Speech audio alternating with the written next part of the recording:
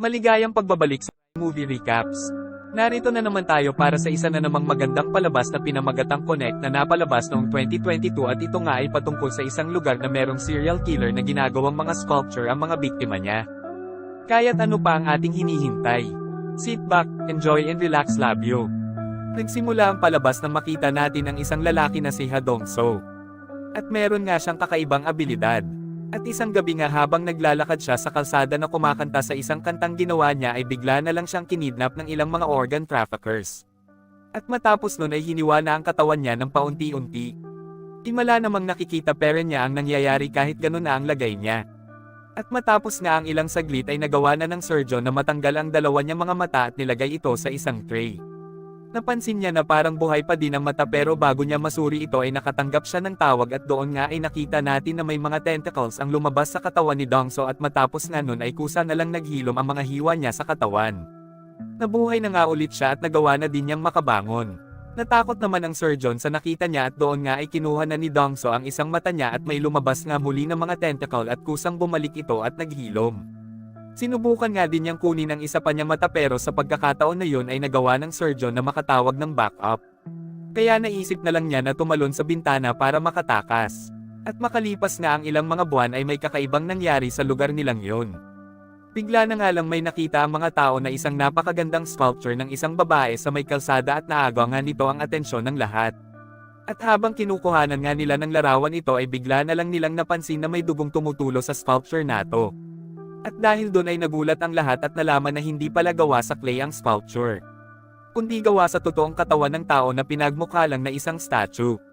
At matapos nga nun ay agad na dumating ang mga pulis sa pangunguna ni Jong-won. Kinuha nila ang katawan at matapos ang ilang oras na imbestigasyon ay ang tanging nakita lang nila ay isang strange mark sa katawan nito na kung saan parang may letter P at L na nakaukit sa balat nito. At matapos nga nun ay nakita ulit natin si Dong-soo at sa ngayon nga ay namumuhay na siya ng mapayapa sa syudad. Nagsuot nga siya ng eye patch para itago ang nawawala niyang mata, at di pa nga din siya makarecover sa nangyari sa kanya. At isang gabi nga ay habang pinapatugtog niya ang kanta niya ay bigla na lang nanakit ang eye socket niya at nakakita nga siya ng isang vision. Sa nakita niyang yun ay may isang tao na nakatingin sa isang astrology horoscope at naroon nga sa larawan na yun ay symbol na PL na siyang nakita kanina na nakaukit sa balat ng biktima. Nakakita nga din siya ng ilang mga sketches sa lamesa. At nang matapos na niyang makita ang vision na yun ay naisip niya na ang nakita niyang yun ay ang nakikita ng mata niya kung kanino man ito na i-transplant. At matapos nun ay kinabukasan nakita niya na hinaharas ng ilang mga lalaki ang matandang boss niya. Naisip niyang ipagtanggol ito pero nagawa ng mga ito na mahiwa ang tenga niya at tumakbo na nga sila dahil sa nangyari. Samantalang nakita natin na kusang nabalik ang tenga niya dahil sa kakaiba niyang abilidad. At sumunod nun ay nakita naman natin ang mga organ trafficker na hinahanap si Dong-soo. Dahil naisip nila na ang immortal na katawan nito ay nagkakahalaga ng limpak-limpak na salapi. Nakita nga din ni Jang si Dong-soo malapit sa crime scene at naisip niya na tila may kakaibang gusto itong mangyari. At kinagabihan nga ay naisip ni Dong-soo na matanggal ang anxiety siya sa pamamagitan ng pagtutugtog. Kinuha nga niya ang gitara niya. Pero dahil sa matagal-tagal na din nung huli siyang nakatugtog ay nakalimutan niya ang chords kaya naisip niyang panoorin ang video niya para maalala niya ito. At sa kabilang banda naman ay ang lalaking may hawak ng isa niyang mata ay nagpapatugtog din ng kaparehong kanta sa pinapatugtog niya. At matapos nga nun ay bigla na namang sumakit ang mata niya at dahil doon ay naisip niya na balikan ang lugar kung saan kinuha ang mata niya. Pero pagkadating niya doon ay nakilala siya ng isa sa mga organ trafficker at tumawag nga ito ng backup para hulihin siya. At doon nga ay hinabol na siya nito at na-corner na nga siya ng mga ito. Pero bigla na lang may isang babae na nagngangalang Lisa ang dumating at naisip na niyang hiwain ang tuhod niya para malaman niya kung siya ba ang taong hinahanap niya na may kakaibang regen na ability. At doon nga ay nakita niya na siya nga yun at kusa na ngang naghilom ang hiniwa niya. At matapos nun ay nakita natin ang lalaki na nakakuha ng mata ni Dong-soo at tinitignan nga niya ang sketchbook niya. At doon nga ay nakita natin na ang mga sketch na naroon ay ang mga taong napatay at ginawang mga sculpture. At dito natin nalaman na ang lalaking nakakuha ng mata niya ay walang iba kundi ang serial killer na pinaghahanap ng pulisya. At sa sumunod na eksena nga ay nakita natin ang isang babae na si Lirang. Papunta nga siya ngayon sa trabaho niya at nagpatugtog nga siya ng kanta na ginawa ni Dong-soo at pagkarating niya sa trabaho niya ay nakita niya na maraming tao ang nagkukumpulan. Pinagmamasdan nga nila ang isa na namang biktima ng serial killer at ito nga ang pinaka-latest niyang biktima. Matapos nun ay nakita naman natin si Lee na kasama ang crush niya at ang team leader nila na si Jin Seop. At siya nga ay napakatahimik. At para nga maputol ang awkwardness nila ay naisip ni Lee na mag-hum ng sumisikat na kanta ni Dongso. At dahil sa ginawa niyang yun ay biglang nanakit ang mga mata niya at ganun nga din si Dongso. At nagsimula na naman siyang magkaroon ng vision mula sa isa niyang mata. Nakita niya ang babaeng si Lee at ang pinagtratrabahuan nila. At dito natin nalaman na si Jin pala ang serial killer na pinaghahanap ng pulisya. Nalaman din natin na ang mga mata ni Dongso ay nare-recognize ang kanta niya. At nagsisimula ngang mag-connect ang mata ni Dongso sa kanya sa pamamagitan ng telepathic means. At kinagabihan nga ay nagka-vision na naman siya na kung saan tinitignan ni Jin ang sketchbook niya at nakita nga niya doon ang nakasulat na salitang corpse art. At naisip na i-search ito sa Google. At laking gulat nga niya nang makita niya doon ang mga larawan ng mga biktima ng serial killer na ginagawang sculpture ang mga katawan ng tao. At dito niya napagtanto na kung sino man ang nakakuha ng isang mata niya ay ang salarin sa lahat ng ito. At kinabukasan nga ay agad niyang pinuntahan ang lugar na nakita niya sa vision niya at nakita nga niya doon si Lee. Kaya naisip niyang lapitan ito para tanungin kung sino ang kasama niya kahapon sa lugar nato. Inakala naman ni Lee na isa siyang creep at naisip na nga lang wag siyang pansinin at umalis na nga. At dahil doon ay wala na siyang lead dahil hindi nga niya makita sa vision niya ang mukha ng serial killer. Kaya naisip niya na maghanap ng iba pang mga clues. At naisip na magpunta sa isang horoscope specialist. Natanong nga niya doon ang patungkol sa symbol na PL at natanong kung anong ibig sabihin nito. Nasabi nga nito na ito ay nangangahulugan sa planetang Pluto at ito nga din ay isang bad omen. Nasabi nga ni Dongso ang patungkol sa mga petsa ng dalawang bagong murder case at natanong kung may kinalaman ba ang petsa sa mga pagpatay ng serial killer. Nasabi nga nito na konektado nga nito at ang susunod. Nga na petsa nakahawig sa mga petsang yun ay sa December 25. At napagtanto niya na bukas na ang araw na yon. Naalarma nga siya dahil nalaman niya na bukas magaganap ang susunod na pagpatay. Gusto nga niyang pigilan na mangyari yon pero hindi niya alam kung saan siya magsisimula. Sa kabilang banda ay nakapunta naman si Lee sa bahay ni Jin at gumawa nga sila ng milagro doon. At wala nga siyang kaalam-alam na si Jin ang walang awang pumapatay sa mga tao. At matapos nilang makaraos ay naisip ni Jin na mag-shower at nakita naman natin si Lee na nag-ikot-ikot sa bahay niya. Nakita niya ang sketchbook ni Jin at doon ay nakita niya ang mga sketch ng mga napatay ng serial killer at dito niya napagtanto na si Jin ang serial killer na yon. At kinabukasan nga ay December 25 na. At tulad sa kinakatakot ni Dongso ay may nakita na naman na isang bangkay na ginawang sculpture. Madaming ang nakakita nito at ilan na doon ay ang mga organ traffickers at ang pulis na si Jang. Sa kasamaang palad nga ay nakita nila Jang at ng organ trafficker si Dongso at sinimulan siyang habulin ng mga ito.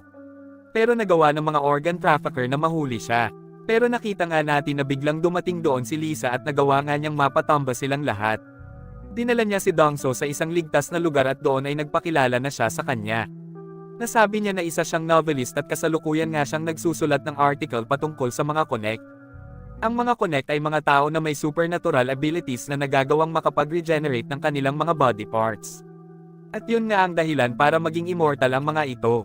At bago nga sila maghiwalay ay nagpalitan sila ng numero at nangako na magkikita ulit sila. Sa kabilang banda ay takot nga si Lee at nasabi niya sa katrabaho niya ang mga nakita niya sa bahay ni Jin. At matapos nun ay naisip niyang kausapin si Jin ng privado sa rooftop. Nakita nga natin na nagpunta na sila doon at nakumpronte siya ni Lee na siya ang serial killer na pinaghahanap ng mga pulis. Nasabi niya na nakita niya ang lahat ng sketches niya at ang detalyadong plano niya sa paggawa ng mga yon. Nakita nga din natin na sinundan pala sila ng katrabaho niya ay nakikinig nga ito sa mga pinag-uusapan nila. Pero bigla na lang tumunog ang cellphone niya dahilan para malaman ni Jin na may nagmamasid sa kanila. Naisip nga ni Jin na suntukin si Lee at matapos nun ay hinabol niya ang lalaking nagmamasid sa kanila. At matutulak na nga sana niya ito sa rooftop nang bigla na lang nagring ang phone nito. Buti na lang at ang ringtone niya ay ang kantang ginawa ni Dongso kaya bigla na namang nanakit ang mga mata niya. At doon nga ay nagka-vision na naman si Dongso at nakikita nga niya nasa rooftop sila. At hindi nga niyang magawang makaabot doon dahil nakita niya na nagawa na ni Jin na mahulog ang lalaki sa building at nasakal nga din niya si Lee hanggang sa mamatay ito. Sa buong pagkakataon na yun ay nakita ni Dongso ang nangyari at ang tanging palatandaan lang na nakita niya sa salarin ay ang quote ng serial killer. Dahil doon ay naisip niyang pasukin ang building at tinakasan nga niya ang mga bantay ng building na yon. At nakita natin na may isang katrabaho nila ang umakyat at nakita nga nito ang patay na katawan ni Lee. Sa mga pagkakataon na yun ay dumating na ang mga pulis at nagpanik na nga ang mga tao dahil sa nagawa ng serial killer na makapatay ng 2 tao ng sabay. At bagaman na ganun ay napagpasyahan pa rin ni Dongso na hanapin ang serial killer. Bumaba nga siya at hinanap kung saan nagtatrabaho si Jin. At sa kabutihang palad nga ay nakita niya ang isang lalaki na may hawak-hawak na coat na siyang coat na nakita niya kanina sa vision niya. At hinabol nga niya ito. Nakarating na nga siya sa washroom at nasa loob ng isang cubicle si Jin. Pero bago pa man niya magawang makita ang mukha nito ay dumating na doon ang mga bantay ng building at hinuli na nga siya. Dahil ay nakala nila na siya ang pumatay sa 2 empleyado. Sinubukan nga ni Dongso na magpaliwanag sa kanila at nasa loob nga ng cubicle na ito ang killer. Pero hindi siya pinakinggan ng mga ito at nahuli nga siya ng mga ito. Buti na lang at dumating doon si Lisa at nagawa na naman niyang mailigtas ang buhay ni Dongso. At sa kabilang banda naman ay nagtataka si Jin kung papaano nalaman ni Dongso ang mga pinaggagawa niya. Ilang oras nga niya itong pinag-isipan pero hindi niya maisip ang posibleng dahilan. Pero nang marinig na naman niya ang kantang yun ay bigla na namang nanakit ang mga mata niya at dito niya napagtanto na ang na-transplant na mata sa kanya ang dahilan ng lahat ng ito. At ang may-ari nga ng matang ito ay nagagawang makita kung ano ang mga pinaggagawa niya. At ang tanging paraan lang para hindi na nito makita ang mga ginagawa niya ay ang tanggalin ang matang yun. Sa kabilang banda ay dinala ni Dongso si Lisa sa bahay niya at pinaliwanag nga niya ang lahat magmula sa umpisa. Nasabi nga niya na nung bata pa siya ay nahulog siya sa isang puno at nabali ang mga buto niya. Pero himalang ang kusang naghilom ito at tila walang nangyari sa kanya. At dahil doon ay tinawag siyang halimaw ng mga kaibigan niya. At maging ang sarili niyang pamilya ay ini-isolate siya sa kanila. Nasabi nga niya na nung gabing nakidnap siya ay nahiwa na nila ang katawan niya at natanggap na din ang mga mata niya. Pero dahil sa kapangyarihan niyang ito ay naghilom ang hiwa niya at nagkamalay na muli siya. Nilagay nga din niya ang isang mata niya pero hindi niya nakuha ang isa at naisip na tumakas na sa lugar na yon. At sa ngayon nga ay nagkakaroon na siya ng vision mula sa isang mata niya at ang taong yun nga ay walang iba kundi ang serial killer na pinaghahanap ng pulis siya. Nalaman niya ito dahil sa mga sketch niya sa sketchbook niya. Pero ang problema nga ay hindi niya pa nagagawang makita kung ano ba talaga ang mukha nito. Nang marinig ni Lisa ang lahat ng ito ay naisip niya na tutulungan niya si Dongso sa gusto niyang mangyari. Binigyan nga din niya si Dongso ng bagong salamin para hindi siya mapansin ng mga tao dahil kilala na ng maraming tao ang suot niyang eye patch at madali siyang makikilala nila kung susuotin pa din niya yun. Kinagabihan nga ay nagpunta sila sa isang department store at doon nga ay nakita ni Dongso ang isang wanted poster niya sa isang pader. Dahil doon ay agad siyang lumabas at sinubukang umalis sa lugar na yon. Pero sa pagkakataon na yun ay sumakit ang mga mata niya at nakakita na naman siya ng vision na pinapanood ni Jin ng YouTube video niya. Dito na pagtanto ni Dongso na nagkakaroon lang siya ng vision sa tuwing naririnig nito ang kantang ginawa niya. At sumunod nga nun ay habang nag-iisip siya ng mga ideya kung anong gagawin niya ay nagka-vision na naman siya at sa pagkakataon na ito ay nakita niya ang sarili niyang sketch na nai-drawing ng serial killer. Dito nga ay nagpapahiwatig si Jin na huwag siyang makialam sa mga ginagawa niya. Pero sa mga pagkakataon na yun ay aksidente niyang napakita ang susunod niyang target at yun nga ay ang 3 batang mga babae. At dahil doon ay napagpasyahan ni Dongso na unahan ang serial killer bago pa man siya makapatay ulit. At kahit na alam niya na pinaghahanap na siya ngayon ng buong syudad ay hindi na niya inisip ito. At sa huling eksena nga ay habang naglalakad si Dongso ay nakita niya ang isang street musician at pinapatugtog nga nito ang kantang gawa niya. At dahil doon ay bigla na lang niyang nakalimutan ang mga alalahanin niya at doon nga ay bigla na nga lang siyang nagka-vision na naman. Pero laking gulat niya nang makita niya ang sarili niya sa vision na yon. At ibig sabihin lang nun ay nahanap na siya ng serial killer. Nang makita nga niya kung saan nagmumula ang vision ay nakita niya ang isang lalaki na nakasakay sa van. Naisip niyang puntahan ito pero sa pagkakataon na yon ay dumating ang pulis na si Jang at doon nga ay naaresto na nila si Dongso. At matapos nun ay dinala na siya sa police station. At doon nga ay nakita natin si Jang kasama ang mga kasamahan niya na ini-interrogate si Dongso. Pero kahit na anong gawin nila ay ayaw magsalita ni Dongso. Dahil doon ay nainis na ang isa sa mga naroon at naisip na saktan si Dongso pero napigilan naman ito ni Jang. Nasabihan nga niya ito na lumabas na lang siya at nasabi na alam niya na hindi talaga si Dongso ang killer. Pero ang tingin nga ng marami ay siya ang killer. Kaya nasabihan niya ito na sabihin na niya ang lahat ng nalalaman niya. Nasabi nga niya na pwede silang umakyat sa taas para makapag-usap sila ng pribado. At matapos nga nun ay umakyat na sila at nasabi na nga ni Dongso ang lahat ng nalalaman niya. Nasabi niya na isa siyang connect, at siya nga ay may kakayahan na mag-regenerate at para mapakita sa kanya kung ano yun ay sinadya niyang baliin ang mga buto niya sa kamay at naghilom nga ito ng kusa. Hindi naman makapaniwala si Jiang sa mga nakikita niya. Pero kahit na ganun ay nais nga ni Jiang na makulong muna si Dongso panandalian. Pero sinabi nga niya na hindi siya papayag dahil ang killer na si Jin ay tinatangkang patayin ang 3 bata para sa susunod niyang biktima. Natanggal na nga niya ang posas niya at tumalon na sa gusali. Kahit na sinubukan siya ni Jiang na pahintuan. Sa kabilang banda naman ay pinuntahan ni Jin ang surgeon at doon nga ay napatumba niya ito at tinali sa isang upuan. Matapos nun ay tinanong niya ito kung ano ang katotohanan sa matang nilagay niya sa kanya. Napaamin na nga lang ang surgeon at nasabi niya na nung sugatan si Jin na pumunta sa kanya ay nang inoperahan niya ito ay naisip niya na pag-eksperimentuhan siya. Nilagay nga niya ang mata ni Dongso sa kanya. At naisip nga niya na kung magkakaroon din ba siya ng healing abilities kung malagay niya ang mata nito sa kanya. At matapos niyang marinig ang lahat ng yun ay naisip ni Jin na parang trinidor siya ng surgeon na ito. At dahil doon ay agad nga niya itong napatay. At sa sumunod na eksena nga ay dumating nga ang mga organ trafficker sa lugar ng surgeon pero hindi nila nakita ito doon. At nang makita nila ang kuha ng CCTV ay napag-alaman nila na nanggaling dito si Jin. Kaya naisipan ng boss nila na i-assign si Woo Jin para sundan ang mga galaw ni Jin. Nakalipas na nga ang ilang mga araw ay nagtatago pa rin si Dongso. At gusto nga niyang puntahan na ang killer pero ayaw nga niya na mahuli ulit siya ng mga pulis. Kaya dahil doon ay naisip ni Lisa na siya na ang haharap kay Jin. At isang gabi nga ay habang naghahanap siya ng mga lead ay napansin niya ang spy ng organ trafficker na si Woo Jin na naglilibot-libot sa lugar ni Jin. Nilapitan nga siya ni Lisa at para tanungin ito. Pero bigla na lang itong nanutok ng kutsilyo at doon nga ay nakita natin na malakas pala siya at nagawa nga niyang mapatamba si Woo Jin ng walang kahirap-hirap. Pinatay nga din niya ito para walang makaalam sa kung anong nangyari sa kanya. Sa kabilang banda ay excited naman si Dongso dahil ang paborito nga niyang musician na si X ay i-cover ang kanta niya. At nag-comment pa nga ito sa video niya at sinabing kailangan nilang magkita balang araw para magsagawa silang dalawa ng duet. Tuwang-tuwa nga siya nang mabasa niya ito pero bigla na namang nanakit ang mata niya. Nakita natin na kinausap ni Jin si Dongso sa pamamagitan ng pag-type ng message at sinabi nga nito na tawagan siya sa numerong ito. Sumunod naman siya sa sinabi ni Jin at agad nga niyang tinawagan ito. At doon nga ay, nagawa na nilang dalawa na makapag-usap na. Natanong nga ni Dongso kung bakit niya ginagawa ang mga bagay na ito.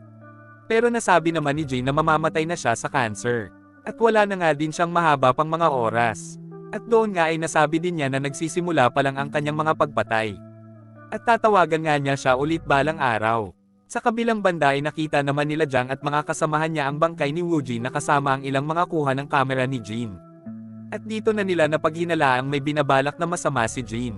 Matapos nun ay naisip ni Lisa na makipagkita kay Dongso sa isang abandonadong cinema hall at nasabi nga nito ang sikreto niya.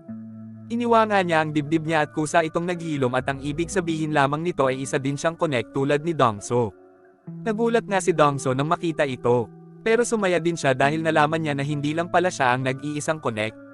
Naghawak kamay nga silang dalawa at matapos ang ilang saglit ay naghalikan na sila. Pero sa kabilang banda ay nakita natin si Jin na kinuha na ang kanyang susunod na biktima.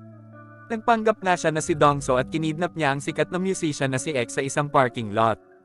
At sa sumunod na eksena nga ay nakita na lang natin na tino-torture ni Jin si X gamit ang iba't ibang paraan. At matapos nga niyang gawin yun ay tinawagan niya si Dongso at pinakita sa kanya ang kritikal na kondisyon ng hinahangaan niyang musician. At matapos nun ay sinabihan niya ito na magpunta sa lugar na sinabi niya sa 11 ng gabi. At kung di nga niya ito gagawin ay papatayin niya si X at matapos nun ay nakita natin na nahanap na ng mga organ trafficker kung saan nagtatago si Dongso at pinalibutan nga nila ito. Mabuti na lang at may alam si Lisa na lihim na daanan para magawa ni Dongso na makatakas habang nadidistract niya sila. Ayaw nga ni Dongso na iwanan doon si Lisa pero dahil sa pagpipilit ni Lisa ay pumayag na nga din siya. At matapos nga niyang makaalis ay sakto namang nakarating ang mga organ trafficker doon. Inatake nga nila si Lisa pero nagawa naman niyang makapalag sa kanila. Pero sa bandang huli ay natalo nila si Lisa dahil mas marami sila. Matapos nun ay in-interrogate nila ito tungkol kay Dongso. Pero hindi nga nagsalita ng kahit ano si Lisa. Dahil doon ay nagawa ng isang lalaki doon na mahiwa ang mukha niya pero laking gulat nila nang kusang maghilam ito. At dito nga nila napagtanto na isa din siyang connect tulad ni Dongso. Dahil doon ay natuwa ang boss ng organ trafficker at naisip nga niya na malaki ang kikitain nila pag mabente nila si Lisa. Pero nagawa nga ni Lisa na makalawa sa pagkakatali sa kanya at doon ay inatake niya ang mga lalaking nandun at nang magkaroon na siya ng pagkakataong tumakas ay nakatakas na nga siya. Sa kabilang banda ay nakita naman nila Jiang at iba pang mga pulis ang mga larawan na nakuha mula kay Wu Jin. At dahil doon ay nalaman na nila ang address ni Jin. At nakita nga din nila sa isang CCTV footage kung saan dinukot si X at nang tingnan nga nila ng malapitan ay nalaman nila na si Jin ang dumukot dito. At dahil sa mga nakalap nila ay nalaman na nila na siya talaga ang totoong serial killer. Nasabi nga ng isang pulis na magpadala sila ng isang SWAT team doon pero nasabi ni Jiang na gusto nga niya na magpunta doon mag-isa. Sa kabilang banda ay nagpunta na nga ng 11 PM si Dongso sa lugar at alam nga niya na may cancer si Jin kaya hindi ito makakalaban sa kanya ng bugbugan. Pero ang hindi niya alam ay matalino si Jin at dumating na nga doon si Jin ang nakasuot ng hazmat suit. At matapos nun ay pinakawalan na nito ang poison gas dahilan para mahirapan sa paghinga si Dongso. Umubo nga siya ng umubo dahil doon at ilang saglit pa nga ay nawalan na siya ng malay. At nang magising nga siya ay nasa loob na siya ng isang kotse at nakatali nga siya doon. Nagmamaneho si Jin at dahil silang dalawa lang ang narito ay nasabi na ni Jin ang patungkol sa mga pagpatay na ginagawa niya. Nasabi niya na dahil sa wala na siyang mahabang oras pa na mabuhay ay nais niya na malaman ng lahat ang pakiramdam ng mawalan ng pag-asa at pagkatakot. At isa pa nga ay natutuwa siya sa tuwing nakakarinig siya ng sigaw ng mga tao. Narinig nga ni Dongso ang lahat ng yon at nagalit siya dahil doon. Sinubukan nga niya na makawala sa pagkakatali sa kanya pero dahil sa poison gas na nalanghap niya ay nanghina siya ng husto. At sa sumunod na eksena nga ay nakita natin si Lisa na nagpunta sa isang circus ng mag-isa. Ang isa nga sa mga organ trafficker ay nagawa siyang masundan pero napansin naman niya ito at agad nga niya itong napatumba. At matapos nun ay may pinuntahan siyang isang lugar sa circus at doon ay nakita natin ang isang 8-foot giant na natutulog. Nalaman nga natin na ang higanteng ito ay isa ring connect at na-deform nga ang katawan niya dahilan para hindi na siya makapagsalita ng maayos. Nasabi ni Lisa na dumating na ang oras para gumawa sila ng aksyon. At matapos nga nun ay umalis na silang dalawa sa lugar na yon. At sa sumunod na eksena ay nagkamalay na muli si Dongso at doon nga ay nakita niya sa harap niya ang deformed na katawan ng surgeon at nakalambitin nga ito sa isang poste. Dumating na nga din doon si Jin at nasabi nito na plano niya na gawan din ng sculpture ang surgeon. At matapos nun ay nilabas na ni Jin ang sugatan na si X at nalungkot nga ng husto si Dongso na makita ang paborito niyang musician na nasa ganong sitwasyon. Humingi nga siya ng tawad sa kanya dahil siya ang dahilan bakit nadamay siya sa gulong ito. Pero hindi naman naintindihan ni X ang pinagsasabi ni Dongso. Nasabi nga ni Dongso na nakidnap siya ni Jin para magawa nitong mapapunta siya sa lugar nato. Nasabi nga din niya na si Jin ang mamatay tao na ginagawang sculpture ang mga biktima niya.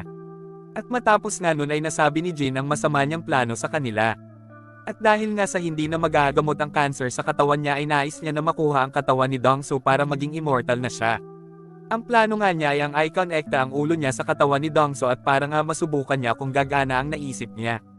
Ay nagawa niyang putulin ang tig-isang daliri nila X at Dongso. Matapos nun ay kinabit niya ito sa magkabilang katawan. Nagkonekta nga ang mga yun dahil sa healing abilities ng katawan ni Dongso. At dahil sa naging matagumpay ang eksperimento niya ay naisip na niyang i-turn on ang cooling system at umalis na nga siya para magawa na niyang makapaghanda ng sarili niya. Matapos na ang ilang saglit ay nagkamalay na si Dongso at napansin niya na sobrang lamig na ng paligid nila. Nakita niya sa harap niya si X at wala itong malay. Dahil doon ay tinawag niya ang pangalan nito at nagising na nga siya. Pero wala na siyang maraming lakas na natitira pa sa katawan niya. At doon nga ay nasabi nito na humihingi siya ng tawad kay Dongso dahil nagawa niyang mapagulo pa ang sitwasyon at matapos nun ay namatay na nga ito. Dahil sa pagkamatay ng paborito niyang musician ay nagkaroon siya ng lakas dahil sa galit. At nagawa nga niyang masira ang posos na tinali sa kanya. At matapos nun ay sinimulan na niyang banggain ang pinto para sirain ito. Pero sa pagkakataon na yun ay nakarating na sa lugar na yun si Lisa kasama na ang higanti. Nakarinig nga si Jin ng malalakas na kalabog at pinuntahan nga niya ang silid para mag-inspection. Pero laking gulat niya nang makita niya doon si Lisa at nalaman din nga niya na isa din siyang connect. Naglaban nga silang dalawa at halos pantay nga silang dalawa. Sa mga oras din na yun ay nagawa na ni Jiang na makarating sa lugar. Pero agad naman silang napatumba ni Jin at naisip nga niya na balikan na ang mga connect. Ginamit nga nilang dalawa ang distraction na ito para makatakas at nasabihan niya si Dongso na tapusin na niya ang masamang tao na si Jin. At makalipas nga ang ilang saglit ay nagkaharap na silang dalawa. May hawak na baril si Jin at pinagbabaril nga niya si Dongso ng ilang beses. Nagagawa nga niya na makapag-heal kaagad kaya hindi na tumatalab sa kanya ang baril na hawak niya. Matapos nun ay nagawa na niyang malapitan si Jin at sinimulan na niyang bugbugin ito. Sa mga pagkakataon nga din na yun ay nagawa na ni Dongso na makuha na ang isa niyang mata. Dahilan para humiyaw si Jin sa sobra sa sakit. Pero nang papatayin na nga niya si Dongso ay nagawa ni Jang na pigilan siya kahit na isang serial killer si Jin. Kapalit nga ng gagawin niyang yun ay tatanggalin niya ang lahat ng records ng Connect. Pumayag nga doon si Dongso pero may isa silang problema sa ngayon. Napag-alaman ng National SWAT Team ang nangyayaring kaguluhan at nagpadala nga sila ng madaming helicopter para sa gagawin nila. At natapos nga ang palabas na ito nang makita natin sila Dongso at Lisa na napapalibutan ng napakaraming helicopter. At doon na nga nagtatapos ang palabas natin para sa araw na ito. Maraming salamat sa panunood.